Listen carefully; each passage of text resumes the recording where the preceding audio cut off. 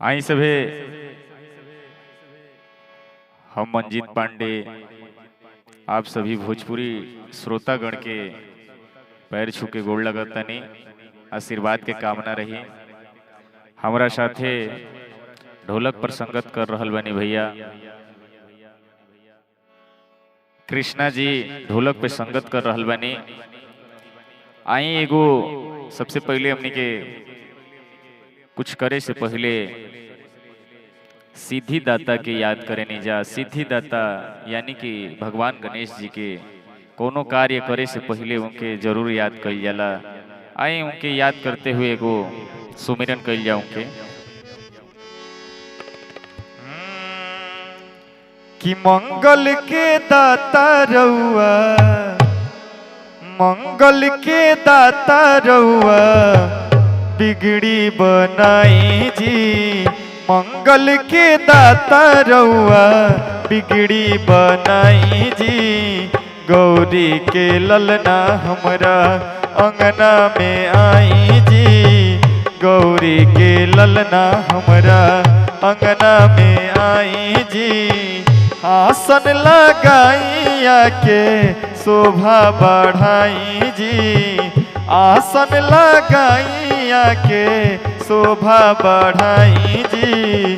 गौरी के ललना हमरा अंगना में आई जी।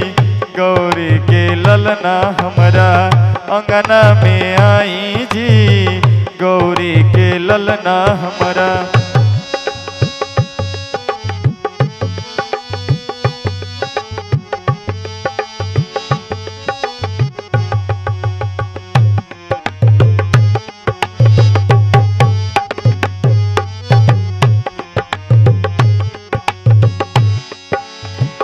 सब देवता में रउआ पहिले पूजाइले।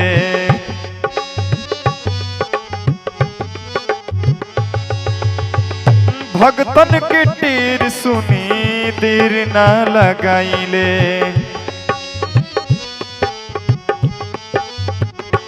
ओ सब देवता में रउआ पहिले पूजाइले। भगतन के टेर सुनी देर ना लगाइले। उस पे सवार होके, उस पे सवार होके तरस देखाई जी।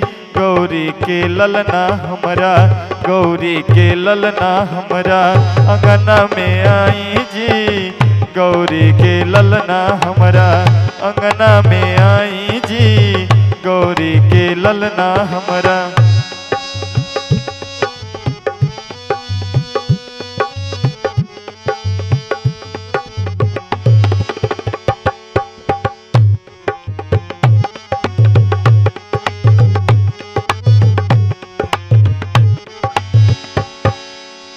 जहाँ रउआ जाइयन धन बरसेला।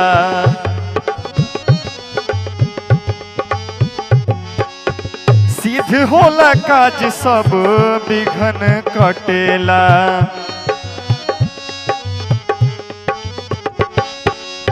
जहाँ रउआ जाइयन धन बरसेला। सिद्ध होला काज सब विघन कटेला।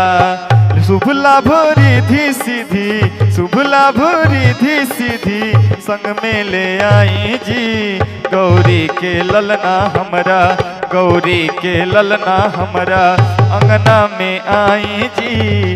गौरी के ललना हमरा अंगना में आई जी। गौरी के ललना हमरा अंगना में आई जी। गौरी के ललना